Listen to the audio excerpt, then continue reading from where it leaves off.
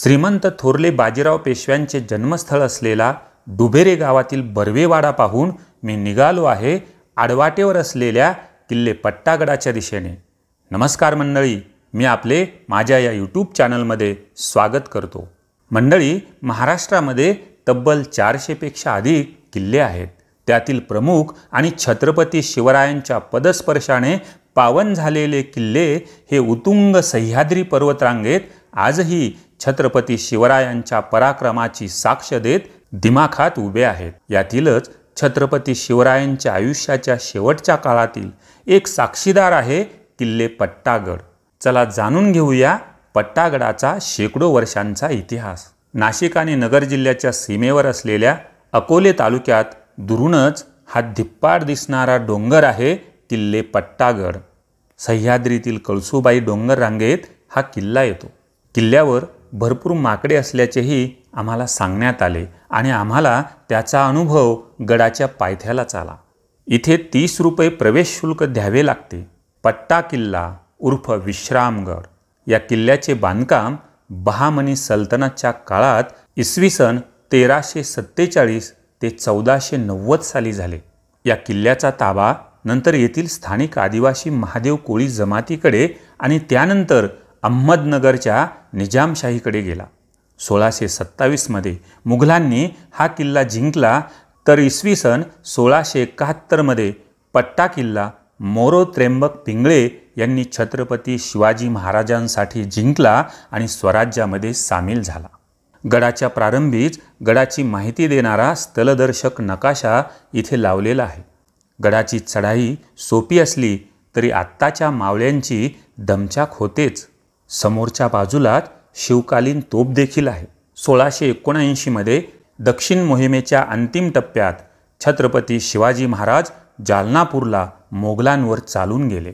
सोने नाणे जड जवाहीर घेऊन महाराज रायगडाकडे निघाल्याची खबर मुघल सरदार रणमस्त खानाला लागली व तो 10,000ची मोठी फौज घेऊन महाराजांच्या मागावर निघाला। संगमनेर जवळच्या रायतेवाडी येथे दोन्ही सैन्याची गाठ पडली। 3 दिवस दोन्ही सैन्यात तुंबळ युद्ध झाले। खानाच्या दिमतीला औरंगाबादहून मोठी कुमक रवाना झाल्याची खबर आली।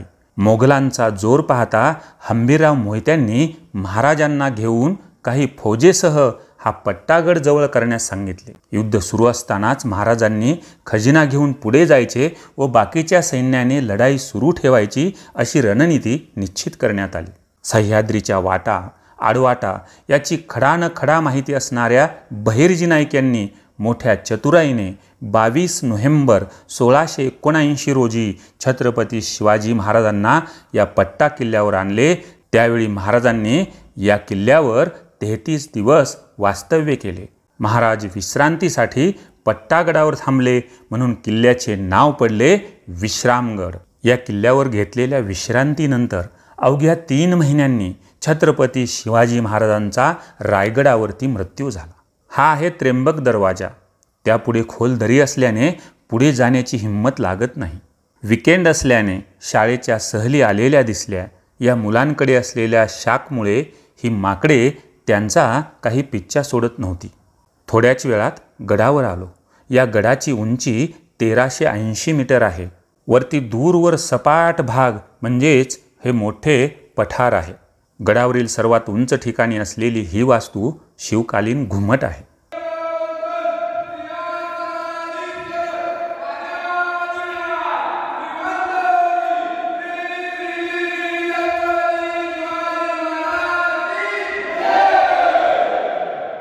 या घुमटाचे बांधकाम भक्कम आहे।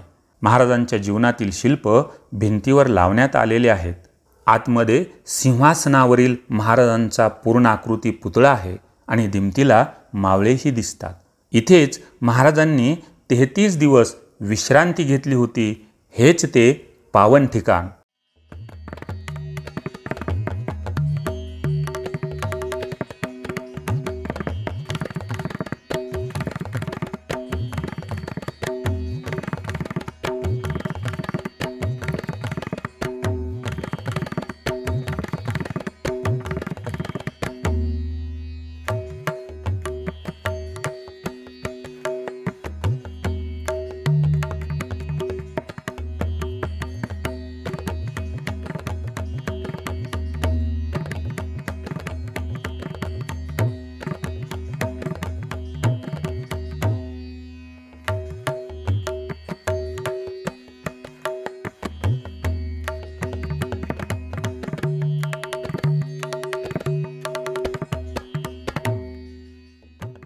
गडावर पाण्याचे टाके, कोकण दरवाजा, शिवकालीन बारव, भुयार, सोनटेकडी, गुहा, म्हाळुंगे नदीचे उगमस्थान आणि पायथ्याला असणारी सिद्धोजी निंबाळकर यांची समाधी इत्यादी प्रमुख ठिकाणं आहेत.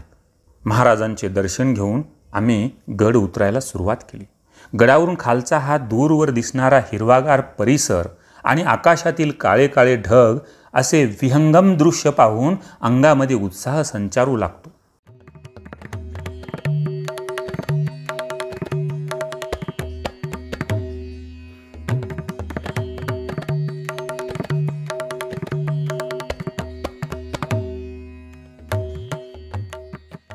गडाच्या अर्ध्यावरती हे पाण्याचे टाके आहे. यात बारमाही पाणी असते. कातळातील पाण्याची नितळता आपल्याला दिसायला लागते. या टाक्याच्या वरच्या बाजूला आहे पट्टादेवीचे मंदिर. माकडांचा उपद्रव इथे अधिक असल्याने शूट करायला अडचण येते. त्यामुळे बऱ्याच भागाचे शूटिंग व्यवस्थित करता आले नाही. मोबाईल, चष्मे यासारख्या वस्तू देखील माकडे घेऊन पोबारा करू शकतात. मग तेलही गेले आणि तूपही गेले असे होऊ शकते. त्यामुळे मला सावध राहूनच शूटिंग करावी लागली. 1-1.5 तासाभरात आम्ही गड उतरून गडाच्या पायथ्याला आलो. इथे पोहोचतो न पोहोचतो तोच जोरदार पावसाला सुरुवात झाली. गडावर आलेली शाळेची ही मुलं पावसात भिजली. आम्ही थांबलेल्या या पट्टा किल्ला हॉटेलवर गर्दी झाली. कधी इथे आलात तर या हॉटेलवर अस्सल घरगुती जेवणाचा आस्वाद अवश्य घ्या. हॉटेलवरचे पावसाचे पाणी असे उपयोगात आणल्याची साधी टेक्निक मला दिसली. या हॉटेलमध्ये राहण्याची सुविधा देखील उपलब्ध आहे. मंडळी, हॉटेलवर यथेच्छ भोजन करून पट्टागड उर्फ विश्रामगडाचा आम्ही निरोप घेतला. हा पट्टागडाचाच दक्षिणेकडील भाग आहे. नैसर्गिक पर्यावरणातील साधन संपत्तीचा ऱ्हास न करता शाश्वत विकासाचा मार्ग म्हणजे अशा ऊर्जा निर्मिती करणाऱ्या पवनचक्क्या. टाकेत परिसरात या पवनचक्क्या गिरट्या घालताना दिसल्या.